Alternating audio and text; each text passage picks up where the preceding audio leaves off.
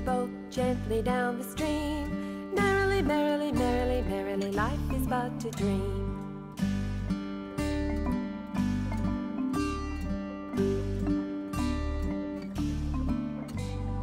Row, row, row your boat gently down the stream. Merrily, merrily, merrily, merrily, life is but a dream.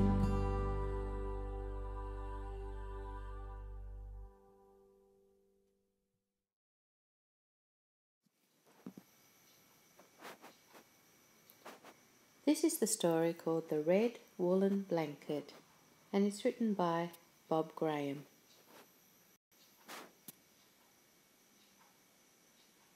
The Red Woollen Blanket.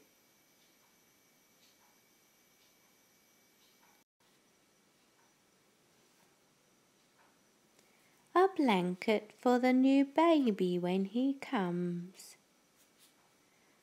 Oh, thank you. I think it will be a girl. Julia had her own blanket right from the start. Julia was born in winter. She slept in her special cot, wrapped tight as a parcel. She had a band of plastic on her wrist with her name on it.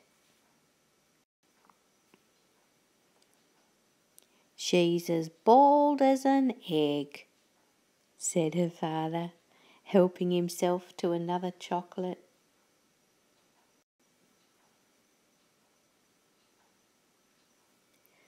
Julia came home from the hospital with her new red blanket, a bear, a grey woolen dog, and a plastic duck.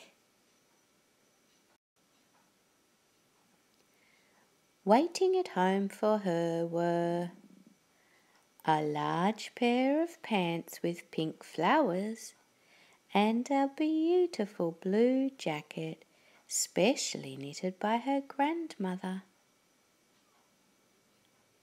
"Isn't blue for boys?" "No, it doesn't really matter," said Mum.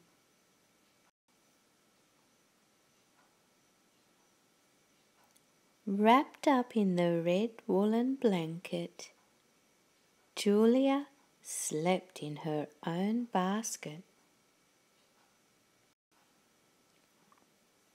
or in the front garden in the watery winter sunshine. Her hair sprouted from the holes in her tea-cosy hat. She smiled. Nothing worried Julia.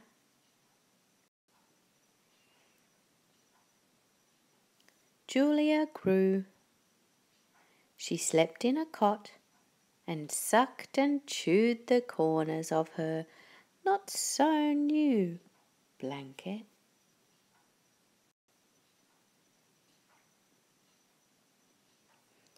She rubbed the red woolen blanket gently against her nose. Julia's mum carried her to the shops in a pack on her back. The pack was meant to carry the shopping. Julia liked it so much up there that the pram was used for the shopping and the pack was used for Julia.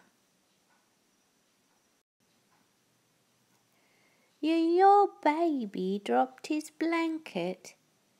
He's very cute. Thank you. She's a girl. Watch what happens when I pull this out of her mouth. She smiles. Pop.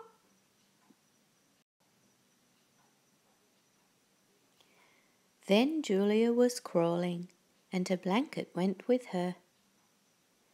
It was chewed and screwed and oiled. Some of it was left behind. Some went up the vacuum cleaner, and some of it was trodden underfoot.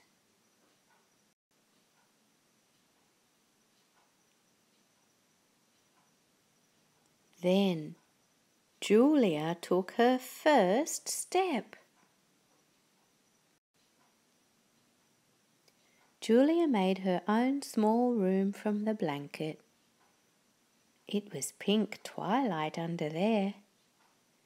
From outside, the creature had a mind of its own. It heaved and throbbed. Wherever Julia went, her blanket went too. In the spring, the summer, the autumn, and the winter.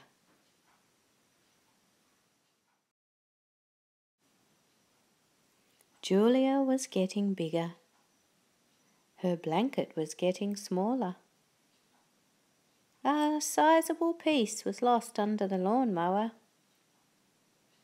"If Julia ran off deep into a forest," said her father, "she could find her way back by the blanket threads left behind."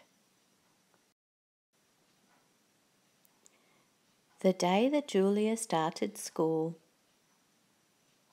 she had a handy little blanket not much bigger than a postage stamp,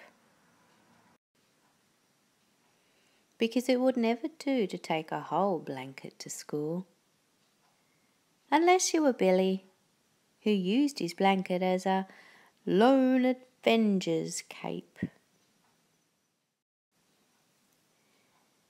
Sometime during Julia's first day at school, she lost the last threads of her blanket. It may have been while playing in the schoolyard, or having her lunch under the trees.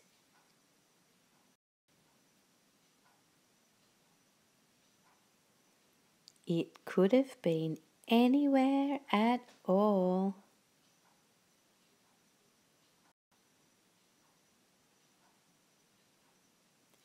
And she hardly missed it.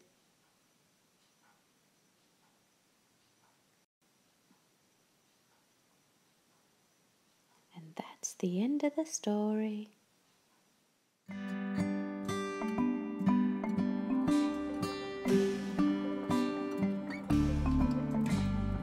Row, row, row your boat gently down the stream. Merrily, merrily, merrily, merrily, life is but a dream.